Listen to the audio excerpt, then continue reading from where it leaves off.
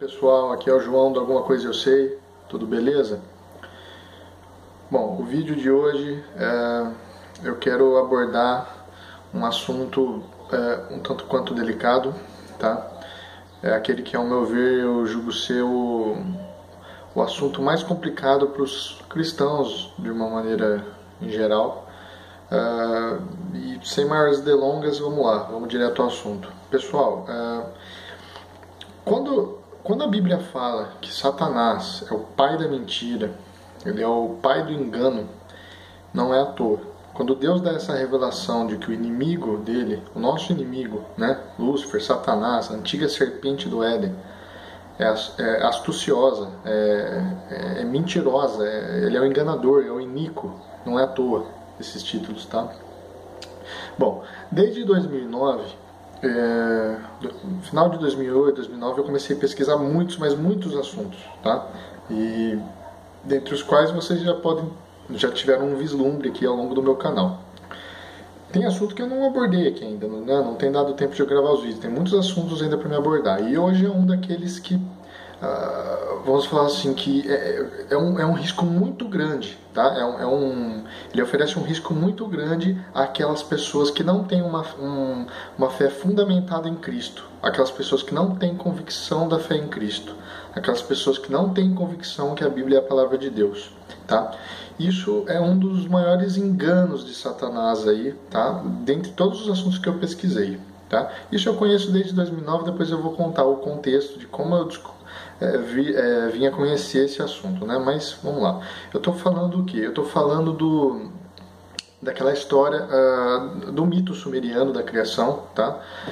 Aquela questão de Enlil, Enki, né? Anu, os Anunnakis, tá? Mas mais precisamente o que eu estou querendo dizer? Bom, vamos fazer um resumo. Lá na antiga Suméria, pessoal, no mundo pós-diluviano, tá? Logo alguns anos depois do dilúvio, um ou outro século após, tá? Aconteceu o seguinte: tinha lá os deuses, né, sumérios. O deus todo-poderoso lá era o Anu, ele chamava de Anu. E aí o Anu teve dois filhos principais, que eram o Enki e o Enlil, né? E o Enki era uma serpente, ele era tido como o senhor da terra, o senhor das águas também, etc. E o Enlil era tido como o senhor do ar, né, tudo mais. E o Enki, ele, segundo os tabloides sumérios, né, eles contam como se fosse o Enki o nosso criador. O Enki que criou a raça adâmica, né, do barro, né, da argila, né. Já começa por aí, só para vocês entenderem a astúcia de Satanás, né. E o que mais é dito nisso? O Enlil é como se fosse, no conto deles, o Yahvé, que é Jesus, né, que é o Javé, o Deus cristão, o Deus judaico-cristão. Então seria o Yahvé, o Javé, o Jeová, Yuri Rei Vavi-Rei, né, do Velho Testamento. A gente sabe que Jeová é Jesus, Javé é Jesus, é Cristo, né. Então o Enlil deles seria o nosso Deus, né. E o Enki seria Satanás. Só que no conto sumeriano eles colocam de uma maneira como Enki, que é a antiga serpente, tivesse nos criado. E já começa aí toda a sorte de artimanha de Satanás, tá? Hoje tem tem pessoas que nem satanistas eram, e começaram a ir para esse lado por conta desse tipo de historinha. Estão caindo nessa balela. Essa historinha de que Enki é o verdadeiro criador, tal. E eu vou explicar o porquê que eles estão caindo nessa balela e qual é a explicação, né, que você tem que ter em mente para sair dessa cilada. É o seguinte: primeiro de tudo, Zacarias Sitchin, que era, vamos chamar assim, foi tido como um pseudo-arqueólogo, né? Ele morreu em 2010, né? Diz a história aí que ele pesquisou aí durante toda a sua vida esse pessoal do Oriente Médio, né? Essas línguas mortas, religiões mortas, principalmente o pessoal da Suméria, linguagem cuneiforme e tal. E ele foi o cara que achou os tabloides sumerianos e traduziu esses tabloides, passou a vida inteira estudando isso. E aí, a partir disso, ele descobriu uma história, que é essa que praticamente eu te contei para vocês, dessa questão de Enki, Enlil, Anu, e tinha outros também, né? que depois veio influenciar inclusive a mitologia babilônica, né? Marduk, etc, etc. E o que ocorre, pessoal? Nesse contexto, quando foram descobertos esses tabloides e trouxe à tona todo esse conhecimento, ele fala, né, que tinha os Anunnakis, o Zacarias cita em conta, né, que nos tabloides fala de uma raça chamada Anunnakis, que morava eles habitam no planeta Nibiru, né, e o Nibiru tem aquela órbita de 3.600 anos, né, toda vez que ele passa perto da Terra está associado a catástrofes, porque ele acaba interferindo no campo gravitacional terrestre. Enfim, a raça que ali vivia chamava Anunnakis, desceram para a Terra e com o intuito de... eles precisavam de ouro, né? De ouro, eles tinham uma tecnologia muito elevada, eles iam pulverizar esse ouro na atmosfera do planeta deles, né? Tem uma questão assim do ouro monatômico, né? Que, segundo a lenda, aí protege a atmosfera, e tem todo aquele contexto de guerra nuclear e etc, entre outras raças, mas vamos deixar isso um pouco de lado. Enfim, aí os Anunnakis desceram do céu, criaram aí uma raça escrava, né, que eram os Igigis, ou Igigis, né, dependendo de como você acha melhor pronunciar. E essa raça não deu muito certo aqui. Aí foi quando eles chegaram no conceito de fazer um aperfeiçoamento genético, né, no ser primitivo que vivia aqui, o Homo erectus, né?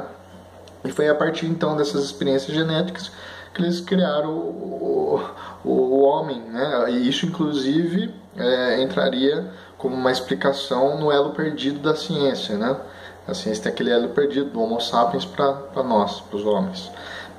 Então eles já entram com essa explicação. E nesse sentido, pessoal, então os Anunnakis seriam os nossos criadores, né?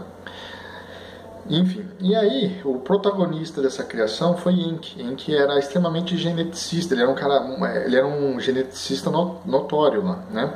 E Enlil se opôs a ele fazer esse plano de criação, né? Porque na proposta ali Enki queria tornar o homem igual o ser primitivo igual a eles, igual a deuses, queria nos tornar igual a deuses, iguais a eles, né?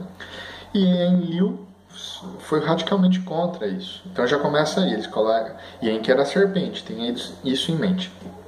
E aí, com base nisso, pessoal, coloca-se a história de uma maneira como se Enki fosse o certinho, né, o bom da história, e o Enlil fosse o mal.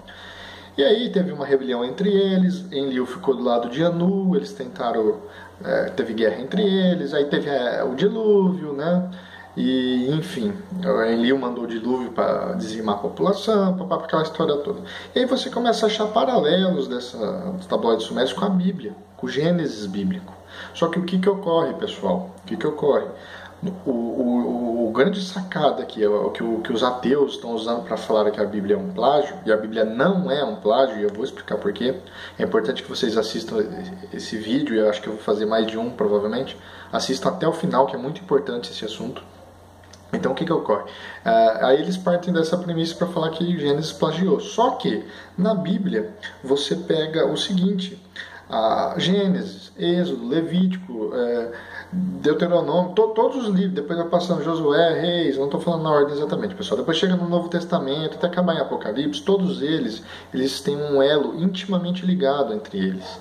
Certo? É como se fosse cada uma pecinha do quebra-cabeça, eles estão conectados. Já no mito sumeriano, ele vai até uma certa parte e acaba. Não tem mais, não tem o além daquilo, né? Não se sustenta além daquilo. E hoje, não se tem mais dúvida no meio acadêmico que Cristo existiu. O que se questionam é a questão dos milagres, se era realmente da divindade de Cristo, né? Mas não tem como você desassociar uma coisa da outra. O Cristo histórico do Cristo do Evangelho, o Cristo bíblico, né? Jesus. Mas enfim, só dos acadêmicos já ser quase uma unanimidade reconhecendo a existência de Jesus, já vai facilitar aqui para me trazer para o argumento para vocês entenderem. Então, por exemplo, não se tem mais dúvida que Cristo existiu. E Cristo foi quem ele disse ter sido. Ele era Deus, ele é Deus. E ele disse ser Deus, certo? Cristo é Deus. E aí o que ocorre? Cristo endossou toda a narrativa bíblica. Cristo sendo Deus endossou todas as escrituras bíblicas, todo o Pentateuco, a Torá, né? que é os 5 primeiros livros da Bíblia, escrito por Moisés. Cristo endossou essa história e não as mitologias que precederam essa história. Precederam no sentido de escrita, não no sentido de acontecimento. Por quê? E aí que entra o detalhe da coisa toda.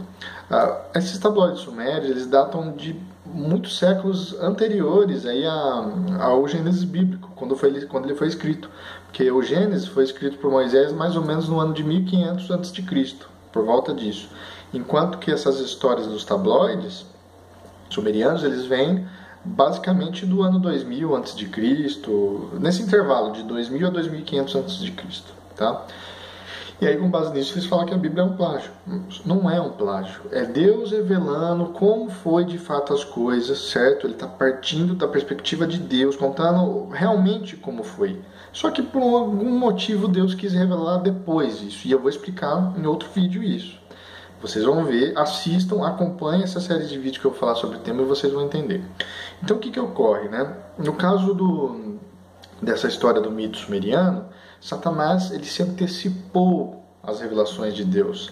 Por quê? Porque ele conhece princípios espirituais. Ele sempre conheceu, ele sabia dos planos de Deus. E ele quis extorver com esse plano desde o princípio. Por quê? Porque ele queria receber adoração no lugar de Deus. E ele fez esse modus operandi o tempo todo, a história toda.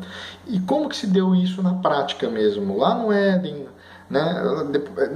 No Éden, o Gênesis já narra, mas eu digo como que se deu isso na prática nessa historinha aí da criação sumeriana, né? É o seguinte, imagina uma coisa, pessoal. Enki, que é a antiga serpente, era um geneticista de primeira. Ele fazia experiências genéticas. Até aí, beleza. Agora vamos ver o que a Bíblia diz. Satanás, sendo a antiga serpente, sabe aquela passagem que fala da árvore do conhecimento, do bem e do mal e a árvore da vida? Entenda que a árvore da vida é como se fosse um arquétipo para Cristo, e a árvore do conhecimento do bem e do mal é um arquétipo para Satanás, para a antiga serpente. É um arquétipo, mas ao mesmo tempo não quer dizer que não existia uma árvore com um fruto. Que está falando em linguagem figurada. Deus não quis revelar a totalidade das coisas. Por quê? Porque ele não queria que o homem se prendesse com narrativas erradas que iam afastar, né, da verdade que salva. Primeira coisa. Mas o que ocorreu então ali de fato? Quando você tem esse arquétipo da árvore da vida e da árvore do conhecimento do bem e do mal, respectivamente um representando Jesus e o outro representando a antiga serpente, que é Satanás. Em algum momento o homem, né, em algum momento lá do Éden, o homem acabou sucumbindo à oferta da serpente, né, porque sereis como Deus, né, sereis como Deus. E aí o que o homem fez? Ele endossou, ele comeu do fruto proibido. Só que o que tem por trás dessa história, pessoal, muito provavelmente, por todos esses meus anos de pesquisa, mas a Bíblia não deixa as claras isso, e é de propósito que Deus não deixa as claras, tá? Mas o que está querendo dizer ali? O homem, em algum momento, ele permitiu com que Satanás fizesse um upgrade genético dele lá nos primórdios da humanidade, lá no Éden. Ele fez uma alteração genética no homem. Isso está intimamente ligado com o pecado original. Então, o pecado original, além de ser a desobediência do homem, de ter desobedecido a Deus e ter dado ouvido à serpente, primeiro a mulher, né? Depois o homem, né? Estou falando homem para simplificar tudo aqui, Adão e Eva. Então, nesse ato de desobediência também teve uma manipulação genética, né? Por Satanás. Satanás manipulou o homem. E nisso ele deixou a sua marca no DNA humano. Tanto é que, se você pegar para ver, nós temos hoje a glândula pituitária, né? E o elo com a glândula pineal, principalmente, que é o terceiro olho, que é o cérebro reptiliano, né? O formato de pinha, vocês já devem ter ouvido falar disso. E a gente tem também um DNA meio que... Tirei até eu imprimi aqui uma foto para vocês entenderem. Já ouviram falar no caduceu? Então, olha aqui, ó, o caduceu, o que é? É esse símbolo aqui, ó, é o símbolo da medicina, né? É um símbolo conhecido desde a antiguidade. Então esse símbolo aqui, ó, tá vendo essas duas serpentes entrelaçadas? É como se fosse as hélices do DNA, né? Ela representa o nosso DNA. Então seria o vestígio da serpente em nós, né? E o que isso quer dizer, pessoal? Muitas pessoas ouvem essa história, quando entram em contato com o mito sumeriano, vai falar, pô, então nós fomos criados por pela antiga serpente, achamos que é criado por reptilianos, né? Mas é exatamente essa historinha que Satanás quer pôr. É através disso que ele começou a ser cultuado como Deus desde lá na antiguidade. E é por causa disso que você tem praticamente todas as culturas da Terra de lá para cá cultuando o dragão, a Irmandade da Serpente, a cobra, seres répteis alados, reptilianos, etc, etc. Eu já fiz inclusive um vídeo aqui no canal, tá? Depois vocês dão uma olhadinha, eu vou deixar aqui no link da descrição. Então, essa foi a maneira como Satanás, ele modificou, ele tornou mais eficaz ao longo do tempo, né, os seus modos, o seu modus operandi de enganar, né, mas isso foi uma coisa que sempre esteve, uma marca dele, né, foi se passando por Deus. Ele pegava, ele conhecia os princípios de Deus, ele subvertia esses princípios, ele fazia uma cópia espelhada, né, e para o falso ser convincente, ele tem que ser muito semelhante ao original, certo? Se eu quero falsificar uma nota de R$2, eu tenho que ter a nota falsa equivalente a essa de R$2, ela tem que ser muito semelhante. Não dá para vir com algo discrepante nesse sentido. E Satanás sabe disso, e é assim que ele tem enganado a humanidade desde os primórdios. Tá? Então o que acontece nessa história toda? Teve uma manipulação genética que está associada ao pecado original. E é por isso que nós precisamos de Cristo, nós precisamos de um Salvador para nos tirarmos. Por isso que nós somos mal por natureza. Certo? Nós temos o pecado em nós. Isso é hereditário, certo? E esse pecado original faz com que pequemos, faz com que tenhamos inclinação para o mal. Somos mal por natureza. Não é o meio que nos corrompe, nós já somos corrompidos. Nós somos inimigos de Deus, é por isso que nós precisamos de um Salvador. É por isso que precisamos de Cristo. É para essa verdade que as Escrituras inteiras apontam. A Bíblia não é um livro de manual de regras, que você deve fazer ou não. Ela aponta tudo para Cristo, como Cristo vai resolver essa problemática que foi criada desde o início. Tá? E aí, quando você nega Ele, você está automaticamente escolhendo um lado, o lado de Satanás, o lado de Enki, né? Nessa conversa toda aqui. Então, o pecado original está intimamente ligado com essa manipulação genética que Enki, que é Satanás, que é a antiga serpente, causou ao homem desde os primórdios, certo?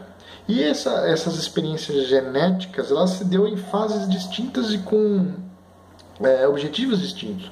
Posterior a isso, né, durante toda a época pré-diluviana, teve aquela questão dos seres angelicais promovendo o hibridismo pesado, né, com a linhagem humana, conforme Gênesis 6, livro de Enoque e etc.